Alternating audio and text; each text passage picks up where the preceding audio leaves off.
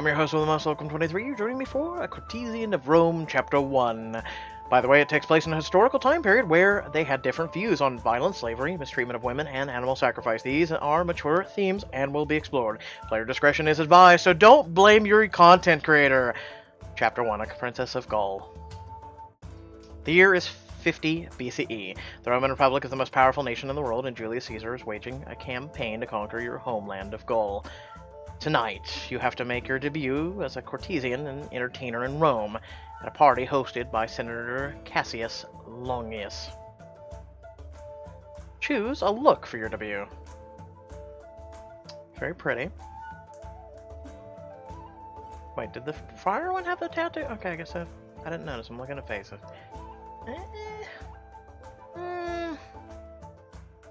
I'm feeling, I like it. Okay.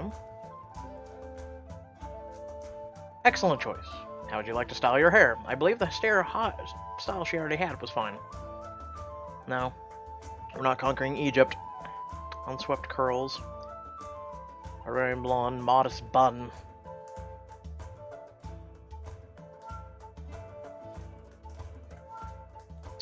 Now, let's see what you would like to wear. Different outfits can affect the story in different ways. Be sure to wear something just right for each occasion. Yeah, whatever. Okay. Bare-armed beauty. And olive. So...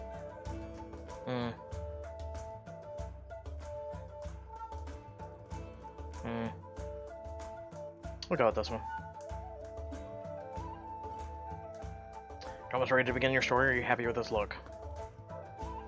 Yes, let's go. One last thing, what should we call you?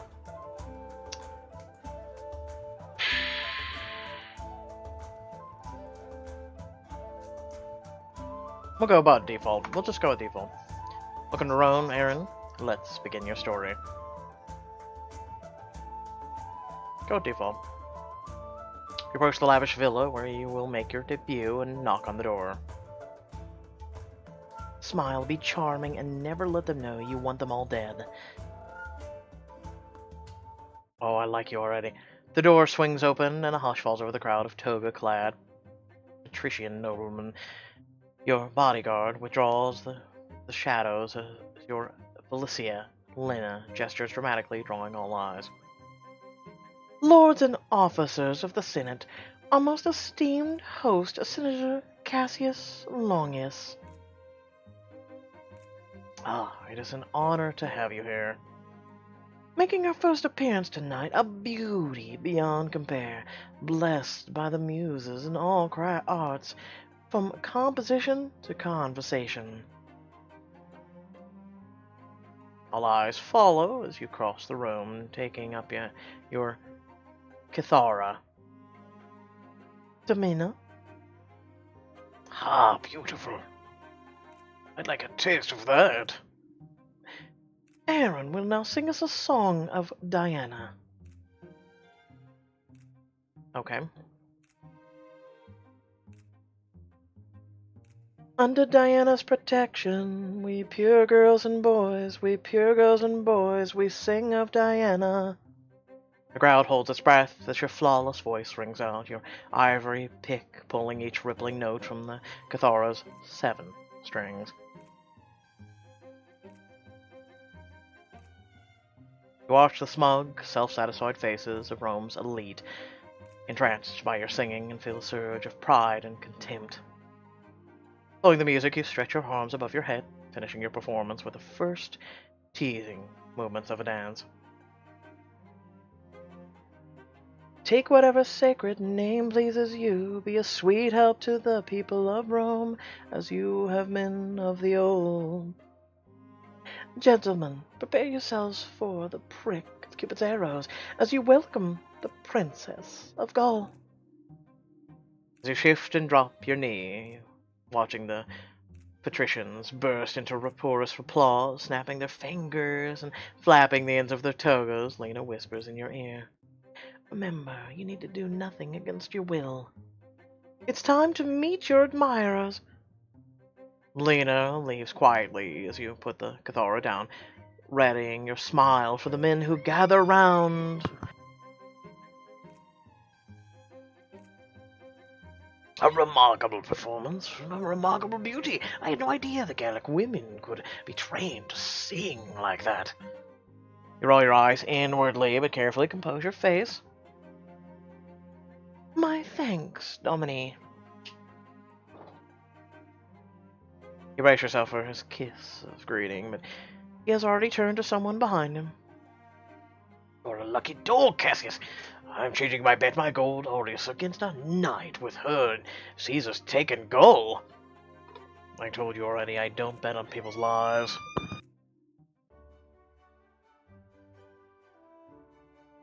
The crowd parts and you see a tall, handsome young man smiling warmly. He takes your hand and presses a gentle kiss on your knuckles. Aaron, mia charisma. Your song was beautiful as you are. Welcome to my home. I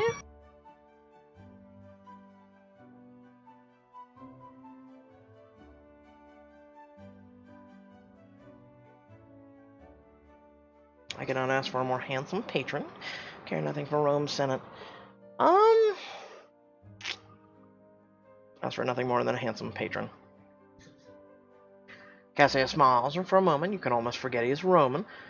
Behind his patrician features, his eyes hold an unexpected kindness. Fortune smiles on me to have you here tonight. I know many men were vying to be the first to host the Princess of Gaul. You are not what I was expecting. Is that a relief or a disappointment? Teasingly, you circle one of his fingers with your own. You hear his sharp intake of breath. We'll have to find out. It's funny, but I was more nervous about meeting you today than I was my first day on the Senate floor. She is a sight to whet any man's appetite, isn't she? Cassius grimaces, but politely nods towards the other man to introduce him. This is, Senator Lucius. Charmed. You stiffly accept Lucius's greeting kiss, then move aside, whispering to Cassius. I shall certainly be grateful that you are my patron and not him. My apologies that you must be here with him at all. How is it that someone as young as you is even serving in the Senate? I took my father's seat when he passed. I'm sorry, I didn't realize.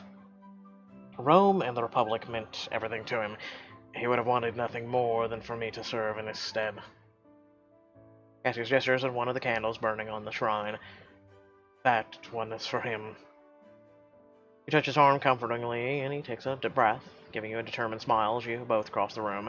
Cassius offers you a cup of wine. I'm sorry. I was hoping to make your debut a wonderful for you. You didn't have to come here to listen to me talk about my father. You give him a mischievous grin. Then, just what were you imagining I would do for you, Senator Cassius? Just Cassius, please. Though I must confess I did have an ulterior motive in hiring you tonight. And here I thought it was for the sheer pleasure of my company. How could I ever not want that? But it's not always easy to make inroads as a newer member of the Senate. I knew your debut would be a draw for even those who normally ignore me. Is there something you would have me do for you than to win favor from these senators? Only what you were trained to do. Play the Cathara, sing, dance, mingle with the men, and talk to them. Perhaps listen and tell me what you hear. Some choices affect Aaron's reputation. High reputation unlocks special scenes and choices.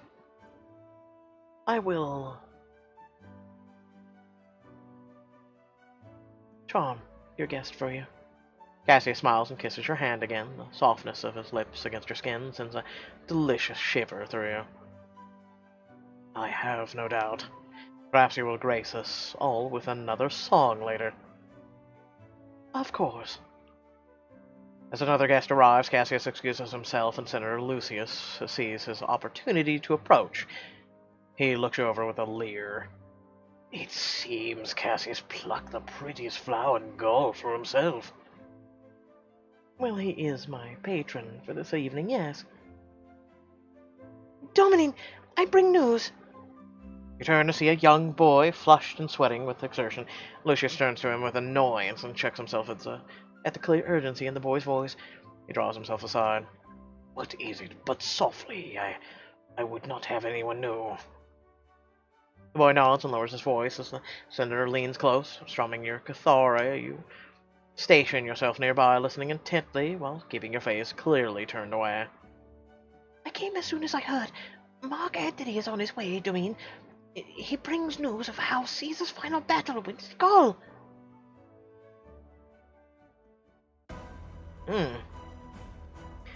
8 years ago.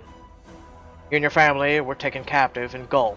Caesar's general, Legata Aguala, has brought you to Rome to display in triumph a massive military parade to celebrate their victory over your tribe. What is the name of your tribe? I'll go with default. Kaduni?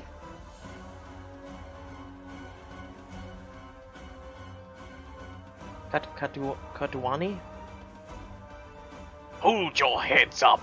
These Romans think they have taken everything from us, but they cannot take our pride. I am the chief of Katuani. The Katuani are no more.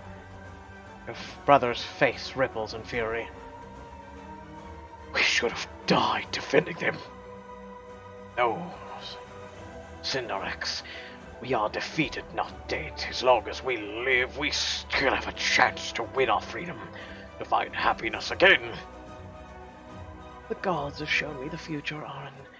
I see us together again, free. How, Mother? When? Mother shakes her head, eyes still misty. There are many trials we must endure for it to come to pass. We will endure. Armor yourselves with love and your memories. We must all bide our time until we can escape and find vengeance. I pray the gods give us strength. The gods would not demand this humiliation. I believe. We must have faith.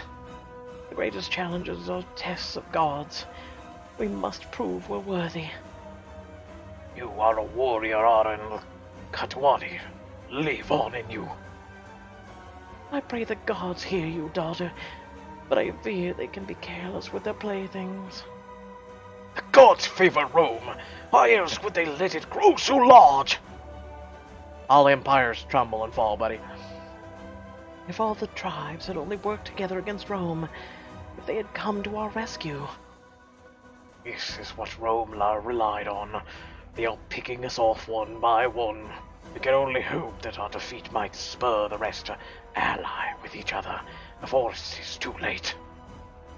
The wagon rolls and bumps through the jittered streets as the crowds of Romans jeer and throw garbage.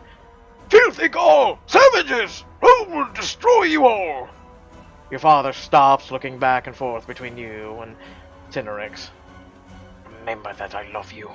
That your mother and I will both love you. You will survive this. The crack of a whip makes you fall back. All the front of the wagon, the Roman in full military regalia stands tall, accepting the adulation of the crowd. I am Legata Gula, conqueror of the Katuani tribe, under the command of General Julius Caesar. Praise Caesar! Praise Legata Gula! I present to you the barbarian chief and his family, forced to their knees by the might of Rome. The crowd erupts in cheers of triumph. Legata Gula casually kicks your father in the gut. Ugh! Kneel, barbarian, and admit that Jupiter Maximus is the greatest of all gods.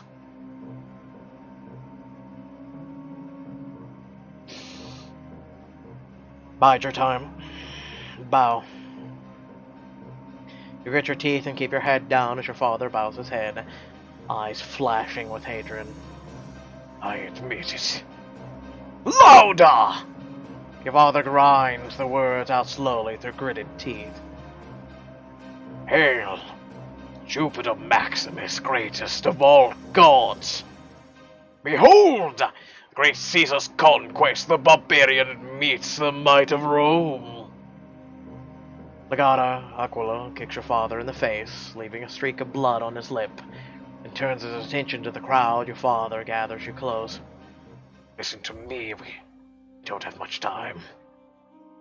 What do you mean? After the triumph, they will separate us, save us away from each other. No. It won't be forever, Aaron, I promise. I need you all to swear a vow. I will not submit. Promise me, all of you, whatever you have to do, you will survive. I vow it, by the gods of earth, sea, life, and death. Promise to do whatever it takes to find each other again, get our vengeance on these Romans who destroyed us. Your choice of vow will change your story and unlock future scenes and opportunities. I vow to survive anything they do to me, to go to the ends of the earth to find you, to kill Legata and all of that creatures. I mean, right now you're being oppressed by a giant empire. You lost. Right now your main goal is to, like your father said, wear your memories and whatnot as armor, your love as armor, and it will keep you, you know,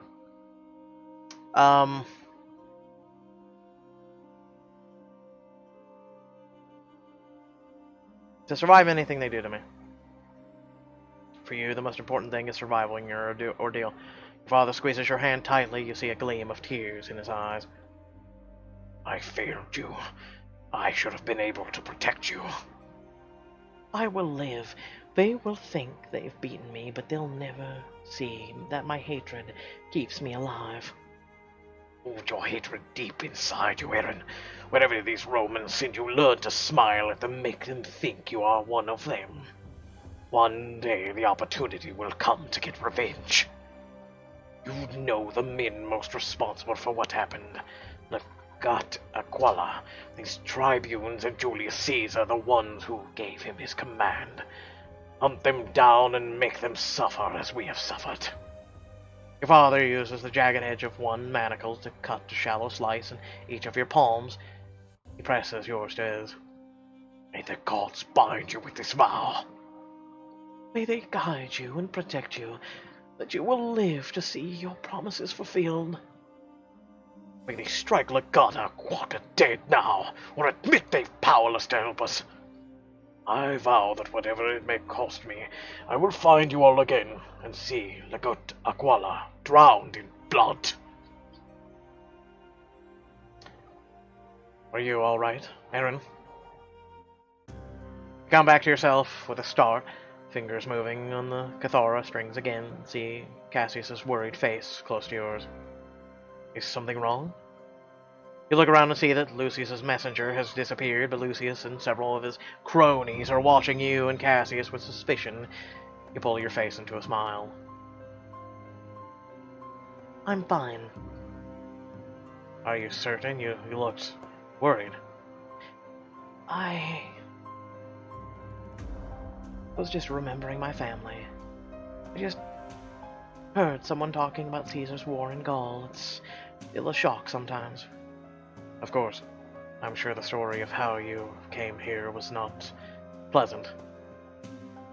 No. Cassius pulls you aside into a small chamber off the main room. It must be difficult to escape such talk. The whole city has been waiting to hear of Caesar's final battle in Gaul. It is the final battle. I thought the outcome was still in doubt. The tribes have all united under one leader. Caesius and all of his legates have them surrounded at the city of Alesia. Either he will triumph there, or Gaul will crush his army. Then there is still a chance that Gaul may break free? It will all be decided at Alesia, one way or the other. I'm sorry. I should not have brought this up with you. I have no wish to cause you pain. Tell him what you overheard with Mark Anthony. It is not you who brought it up. Senator Lucius received one received word from Mark Anthony. From Anthony? Then the battle must be over. We have only to learn who won. You both glance through the doorway to see Senator Lucius now smugly ensconced into a corner, whispering with a small knot of men. Cassius gives you a level look, of bashfulness gone, and you get a hint of how he has thrived in the Senate despite his youth. I hope you know that the Senate never ordered Caesar to invade Gaul. He did it against our wishes to build his personal power. From what I've seen, all Rome celebrates his victories. The people love him. He gives them a taste of glory and conquest, but in the Senate, not everyone likes the power he is building. Why? They never tried to stop him before. Cassius leans close, his voice soft, as he glances at the door to be sure he isn't overheard. I have tried long to convince my father and the Senate that Caesar's ambitions don't stop at the Alps. I believe he would crown himself king if he could. There are no kings in Rome. No. Rome has not had a king for more than 400 years, but I'm no longer the only one who worries that Caesar means to use his army to crown himself and put an end to our republic. You hear a guest calling from outside. Cassius! I heard a rumor there was to be food at this party. Excuse me. You follow Cassius out into the main room, where you hear a quiet knock at the door. You open and see a beautiful young woman in a blue gown of a respectable Roman wife.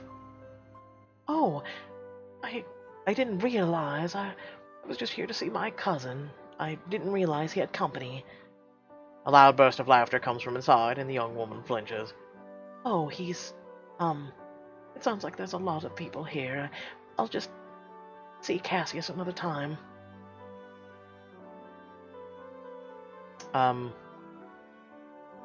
Love interest number 2. But we'll play it coy. I'm sure Cassius will want to see you.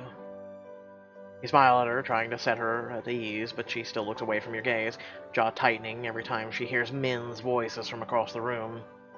You're very kind. I should go. I should not be unescorted when there are strange men inside. Should I tell Cassius you were here? You follow the young woman outside as she hurries back to her litter. If you like, tell him I'll come back tomorrow. The litter bearers kneel to allow her to climb inside. Wait, what's your name? Sabina. I'm Aaron. I hope to see you again. Sabina gives you a sad look before pulling the litter drapes closed without answering. As you turn back to the door, you see the Senator Lucius has followed you outside. Ah, a lovely Gallic princess. I was hoping you were still here. Something about tonight puts me in a mind to sample the wares of Gaul. He reaches out to touch your face. You step out of reach. Fine. Then how much will this buy me? Curling his lips, he tries to hand you a gold aureus. Knock it aside. I'm not interested. Senator Lucius takes a step closer, reaching out to grab your arm. And suddenly, your bodyguard melts out of the shadows to throw him up against the wall of the villa, shoulder and knee pinning him in place. You will not touch her again. Erin is not your property. She's a courtesan from the finest chalet in Rome. 8 years ago, after Triumph. You stand in chains in a lavish room, the first time you've ever been inside a Roman building. Why have you brought me here? Legate Aquila talks in rapid Latin with an elegant woman. You don't fully understand them, but you follow enough to realize that the legate is trying to sell you. And why should I be interested in bringing this girl into my chalet? She's the Princess of Gaul, daughter of a defeated chief. Do you know how many men would pay good coin for her? I am not yours to sell, monster. The woman looks intrigued by your outburst. Who are you then, little princess? I belong to no one but myself. You may pay him coin for me and shackle me like a beast, but I will never belong to you. The woman gives you a decisive nod. I'll take her. No. 2,000 citizens. The woman waves her hand dismissively. Take it up with my factor. I have better things to do than haggle. Before you can even register what is happening, a servant has escorted the legate to the door, leaving you alone with your new mistress. I am Aaron of the Katuani. I won't be your slave. No, you won't. She gestures to a servant. Get those chains off of her. The servant quietly unlatches the fetters from your arms and legs. You stand for a moment, rubbing the sores they left on your skin. I am Lena. This is my chalet, where I train the finest courtesans in Rome. I am a whore. I will whore myself to no man. Nor do I ask you to. I bought your freedom because I think you would rather earn money for me than to be a slave Legate Aquala would make you. In my chalet, you can become one of the most influential women in Rome. You will learn to read, write, recite poetry, and to play the Cathara. Why would I want that? Because it gives you freedom. More freedom than any woman in Rome. As a courtesan, you alone can go unescorted into the spaces where men decide our lives. And you will learn how to make them do anything for you. In your chalet. What would I need to do then? You will train in the arts, the graces, until I say you are ready to make your debut as the companion and entertainer in Rome's elite. As a courtesan of my chalet, you would have patrons, some for a night or two, others for years if you keep their interest. I can guess how you expect me to keep their interest. I won't ask you to do anything against your will, Aaron. Then why would any patron want me? For company. The thing that even exists now in 2018. You are a princess of the Gaul. With my training, you will learn to make any senator give you his fortune for just the touch of your hand. It is the most power any woman can have.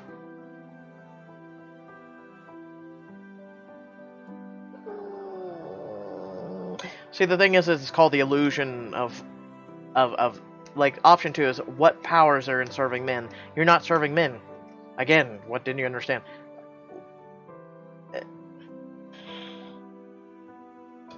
Teach me to will this power. Good. Lena looks at you pointedly. Every girl I've ever taken on has had men who wronged her. You will hardly be the first to win a man's love with only hate in your heart.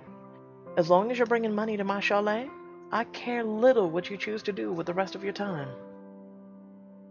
Show me what to do. Lena's training gives you a skill in intrigue. Throughout a courtesan of Rome, you will have opportunities to use your wiles, to trick, charm, and seduce powerful men to pursue your vengeance. You became an apprentice courtesan. We had a choice. No, screw this! You flip the table. Lena calls over to a large man in enameled white armor. This is Sephax.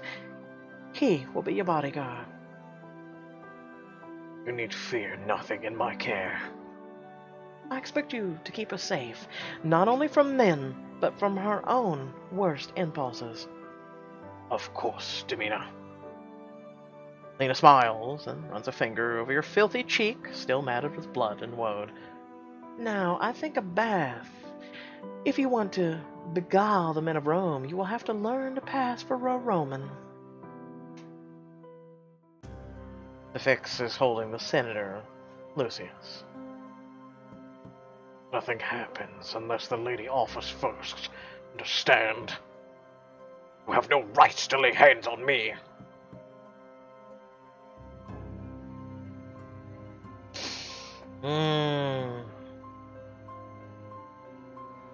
I like you already, good sir.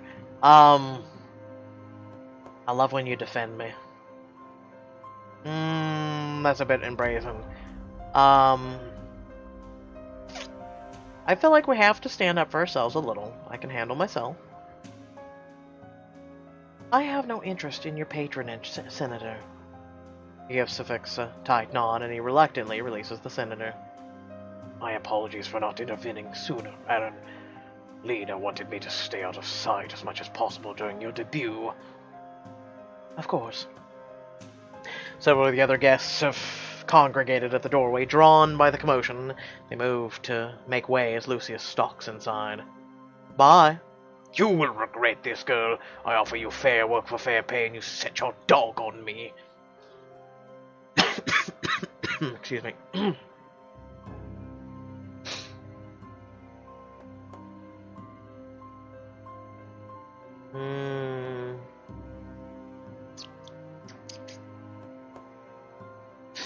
You couldn't help yourself, I understand, but you insulted the honor of Lena's chalet.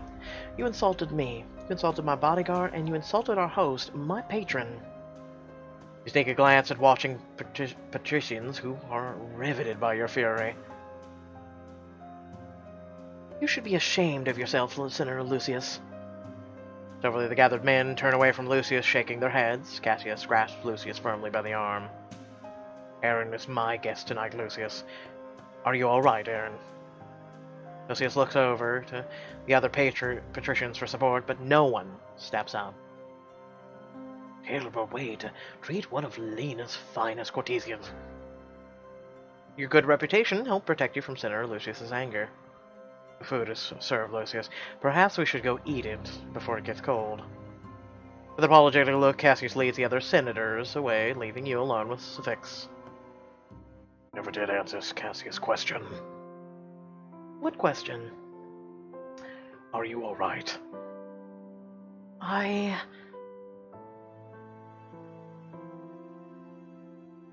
Just remembering how I came here. Lena gave me a chance at a life I never thought I would have. But a far different one than what you would have chosen. I know my role here, Suffix. Look, I'm still smiling. And I know mine. To protect Lena's investment. Suffix meets your gaze firmly, his brown eyes warm. To protect you, and not just from violence.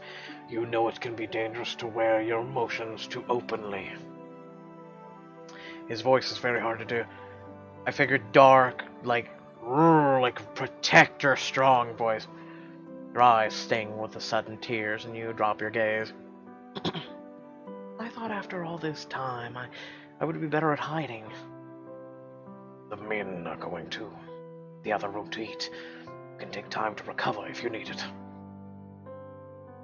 I know better than to let the words of a pig like Lucius affect me, but his messenger told him that Mark Antony brings news back to the city. I took off. He'll know whether Caesar was repelled, or just conquered all of Gaul. He knows if Legata Gala will finally return to Rome and be within my reach. Suffix lays a comforting hand on your shoulder, turning you to face him. Then you definitely need time to recover. Perhaps we could take a moment to pray for your family. I have prayed, even when I knew no one was listening. It has done nothing. You know that. You can't know that. You are here and safe and alive. If your parents prayed, do you think they would ask for more than that? Perhaps your prayers have gone and done as much for them. I just wish I knew. Come, make an offering with me, if nothing else. It would give us a moment to spend alone, away from curious eyes. Make an offering with Suffix, go to the meal. Cassius has bought my time for this evening. It would reflect poorly on my debut to deprive him of it. Perhaps just take this moment, then, to give your family your apologies for the smiles you will have to show. He smiles, Suffix, for understanding. Why should I feel anything but joy at the expansion of Rome? We are all Roman now, are we not? He matches your mirthless smile. If Rome has its way, the whole world will be Roman. Make your way to Cassius, who takes your hands graciously. My sincere apologies for Senator Lucius Aaron. It's not your fault. I should have known Lucius would not respect my home. There are many men I must work with in the Senate. Most of them are not who I would pick if I had a choice.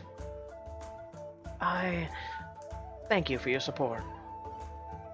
I know you will have a little reason to trust a Roman, but I hope you know I would never harm you. Suddenly the room goes silent. Outside you hear the steady beat of marching feet. Everyone looks to the door and you hear a rattle of armor as someone approaches. Cassius meets your gaze with apprehension as his front door slams open to reveal a sharp-eyed man dressed as if he'd come straight from the battlefield. Greetings, Cassius. Anthony. Ah, Anthony, back from fighting the barbarian horde. Anthony surveys the room, taking in the shock and trepidation with clear enjoyment. I've just returned from the front. I bring you news of Caesar's victory in Gaul.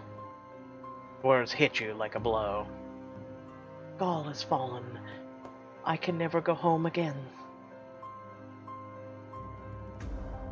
Next time on the Courtesan of Rome, meet the sly and dangerous Mark Antony and learn what Caesar and his army will do next, and where your father has been these past 8 years.